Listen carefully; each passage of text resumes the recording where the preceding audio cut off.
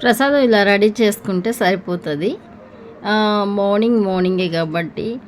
Hi అండి, welcome to Bharati home. ఎలా ఉన్నారు మీ అందరూ? బాగున్నారా? అందరికీ ముందుగా వినాయక చవితి శుభాకాంక్షలు. అందరూ చక్కగా చేసుకొని సంతోషంగా ఉండాలని కోరుకుంటున్నాను. మేమైతే చేసుకోము కాబట్టి నో ప్రాబ్లం, చక్కగా వండుకొని అయితే ఖచ్చితంగా తింటాం. ఈరోజు చూడండి, నేను గోరింటాకు తెచ్చుకున్నాను మా ఫ్రెండ్ దగ్గర నుంచి అనమాట. ఈ గోరింటాకు ఇంత ఉంది. అయితే దీన్ని ఇంట్లో వాళ్ళు ఎవరు పెట్టుకోరు, నేను పెట్టుకోవాలి. సో ఇద్దరు పిల్లలు కూడా పెట్టుకోరనమాట. చక్కగా గోరింటాకుని ఇంకా నేను మిక్సీ చేసుకోవాలి. ఇంకా 2 పనులు ఉన్నాయన్నమాట. నేను ఏమేమి ప్రిపేర్ చేశానో చూసేద్దామనండి. మీకు ఇప్పుడు చూపిస్తాను. వినాయక చవితి స్పెషల్ మా ఇంట్లో ఖచ్చితంగా నేను ఫుడ్ అయితే ప్రిపేర్ చేస్తాను ఎప్పుడు కూడాను. ఎందుకంటే మేము ఖచ్చితంగా తింటాం. ఇప్పుడు వచ్చేసి గోరింటాకుని కూడాను అంతా క్లీన్ చేసుకొని పక్కన పెట్టుకోవాలి. ఇప్పుడు నేనేం చేశాను ఏంటి, ఇంకో విషయం ఏంటంటే మా ఇంట్లో కూడా కొంచెం గోరింటాకు అనేది వచ్చిందనమాట. అంటే ఇది నా చిన్న మొక్కలు పెంచుకుంటున్నాను కదా అవి.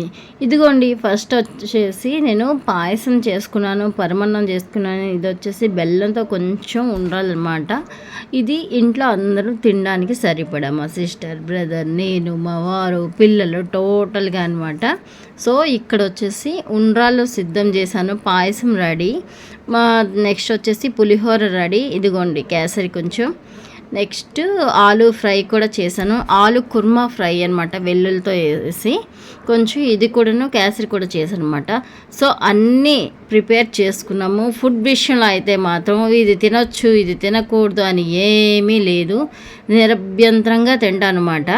ముందు చూసింది మీరు యాలకులతోనే కేసరి. ఇగోండి రైసు, పప్పు, అన్ని రకాలు. మీరు ఎలా చేసుకుంటున్నారు వినాయక చవితి? మీరేం చేసుకున్నారు, మీరేం వంటలు చేసుకున్నారు నాకు కామెంట్ చేయండి.